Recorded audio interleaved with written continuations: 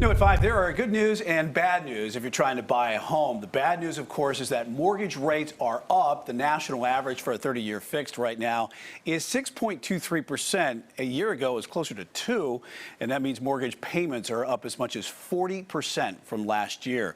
The good news is that this increase is cooling off demand. Corporate investors currently own around 25,000 homes in the Queen City.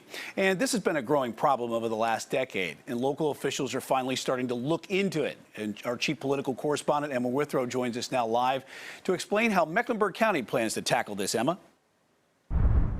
Right, Brian. Mecklenburg County's manager, Dina Diorio, recommended allocating $500,000 towards researching this growing issue. Now, what happens after the research, it's still unclear. But, you know, this is the first time our local government's taken to actually look into this issue of corporate investors buying these homes, cleaning them up a little bit, and then upcharging them and leaving the community worse off than it was before.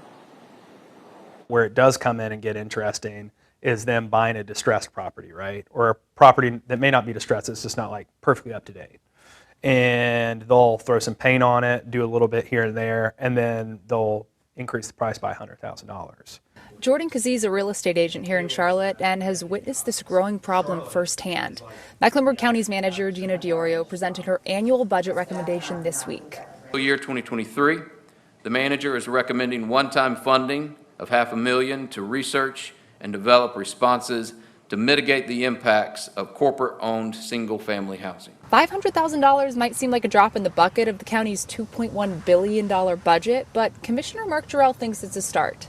I think $500,000 really reflects the seriousness of the issue and a real seriousness on our part to ensure that we do find some solutions. But I'll tell you this, this isn't just a Mecklenburg County thing. This is going to have to be addressed at all levels of government.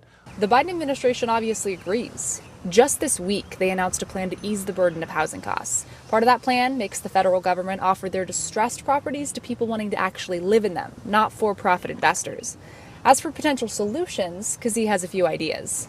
I think the solution, if any, is going to be multifaceted and complicated to begin with. But I think for starters, continuing to double down on home density is something that's going to be crucial to the city of Charlotte. Obviously, Mecklenburg sprawls quite far, but just as far as the city of Charlotte goes, the city is going to have to be able to build upwards rather than outwards so that people can afford to live in the city. So I reached out to Mecklenburg County staff to find out what exactly this research is going to consist of, what they're going to be looking into, and then where that $500,000 is going to go to in terms of the research and that team that they're going to put together. But they didn't get back to me. So we'll hopefully have an update for you guys on this next week. But for now, live in Charlotte, Emma Withrow, Queen City News. Yeah, that dollar just doesn't go as far as it used to. All right, Emma, thank you. The Charlotte housing market is, if it's still too costly, you may want to consider a look at Hickory. One national report ranks Hickory #1 when it comes to affordability.